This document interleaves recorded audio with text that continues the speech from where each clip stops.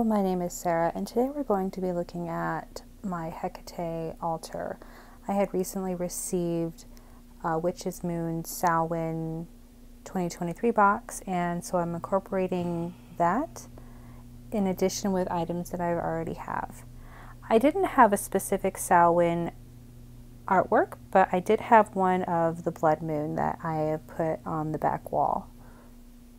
There are many deities that are associated with the Samhain season, and Hekate is definitely one of the top ones. This particular altar is definitely a working altar. It is not simply just for offerings to a god or goddess.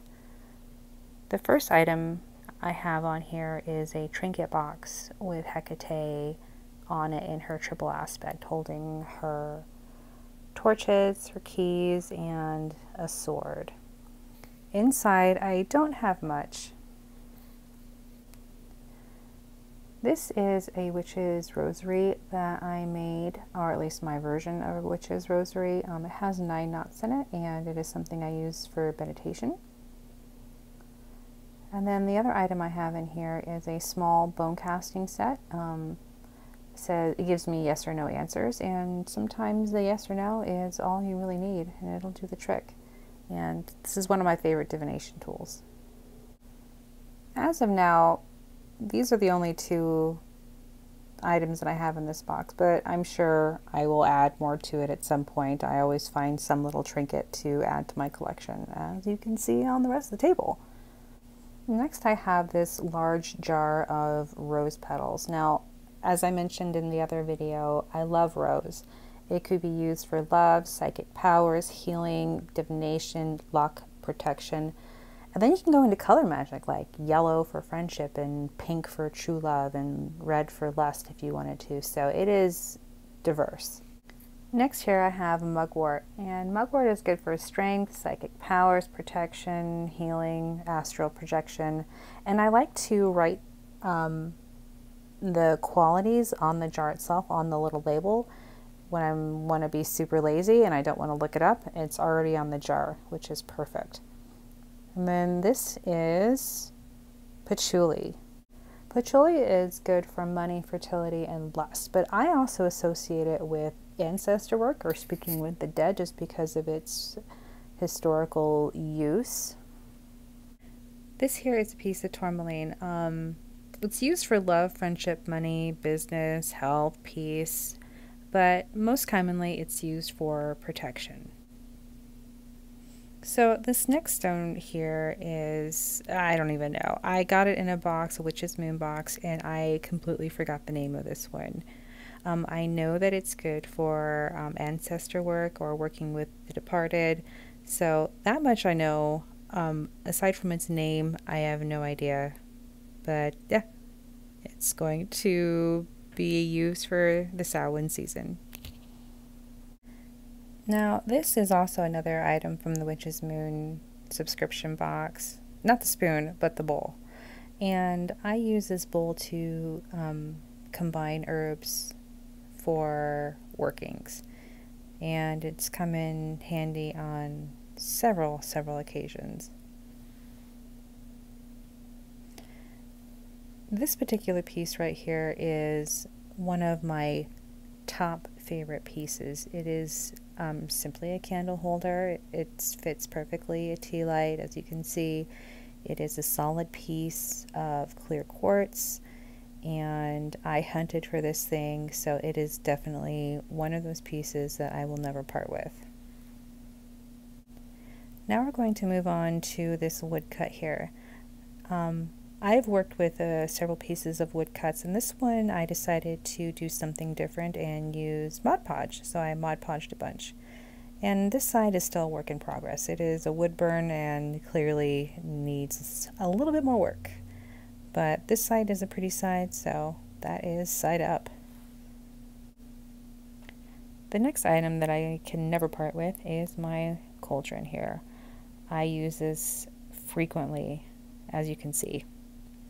I will put incense in there. I will use the charcoal briquettes and burn my own concoction of incense, and I will burn petition papers in there as well. And this is where I keep my incense. I prefer the rope incense. As you can see, I'm running low, but I use the incense as an offering as well, so it's multi-purpose. Yeah, there's no way that I could ever be without my cauldron here. So the next item we're going to take a look at is this candle. The candle I received from the Samhain Witch's Moon box, and it is a hand-rolled beeswax candle. Now this candle holder has a pin in it. It's kind of hard to see, it is small, but there's a pin right in the middle, and because the candle is hand-rolled, you can shove it right on the candle holder and it stays put, it doesn't move. And because there's a lip around the edge of the candle, I can put herbs and whatnot, and it works perfectly. The next item that I have is my pendulum here. This one is made out of amethyst, and it's good size, and the end piece is like a coin. It has a little saying on the back, so which is nice. Pendulums are good for mainly yes or no answers. Of course, there are plenty of like pendulum boards where if you want a more precise answer, you can definitely make your own or purchase one. But for general yes or no, I think it works pretty good.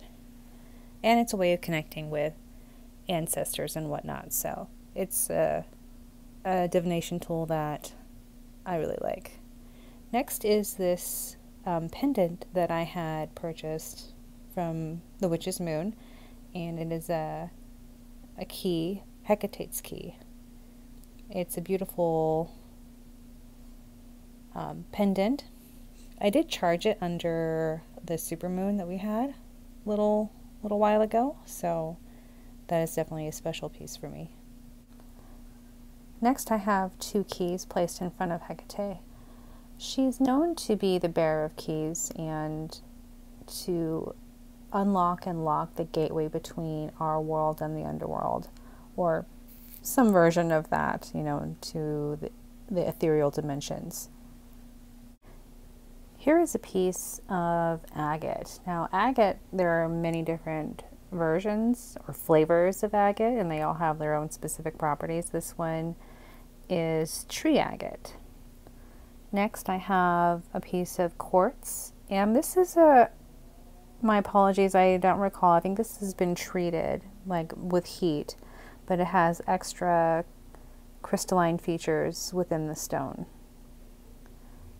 And then labradorite, again one of my favorite stones.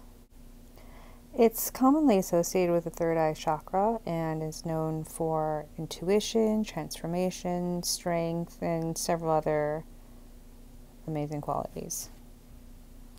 And here is another piece. This one is a tower of labradorite, and this one has a little bit less flash, but it is a favorite piece as well. Next I have another tower. This one is obsidian. Obsidian is good for protection, grounding, divination, and peace. So it's definitely right up my alley. And here is, again, another favorite piece of mine. This is moss agate. Agate is good for strength, courage, longevity, gardening, love, healing, and protection. And again, as mentioned, depending on the type of agate, it'll have more or less of the metaphysical properties. Now I'm going to remove the items from the box on the left-hand side. It is disguised as a stack of books, but in fact it actually opens up. So inside I keep 2 things mainly. Flying ointment, which is flying ointment. I have only 2 versions. And my petition paper. I keep a hefty supply of petition paper, as it is definitely a part of my practice. So the main aspects to my practice is herbal magic, candle magic, and writing petitions. That is my main go-to whenever I need to do a working. There are many videos on how to write a petition. There are slight variations. Usually when I write a petition, I don't always fold it. I will leave it upright, and then I will place my candle on top. And because it is a clear quartz candle holder, it just emphasizes that energy. And that is a typical working for me. I will also burn the petition as well once everything is complete. If I incorporate any kind of herbs in the spell or in the working, I will also burn those herbs as well. So again, the cauldron gets a lot of use. It burns incense, it burns petitions, and it burns any herbs that I had used in a working. Now I'm going to combine the 3 herbs that I had shown earlier. We have mugwort, and then patchouli, and then lastly rose. At this point is when I meditate and tell the herbs what I need them to do. Put the intention into the herbs so that they have a function. And then of course I ask the guides and my ancestors for assistance. Afterwards, I will surround the candle with the herbs that have just been blessed and then anoint the candle with oil.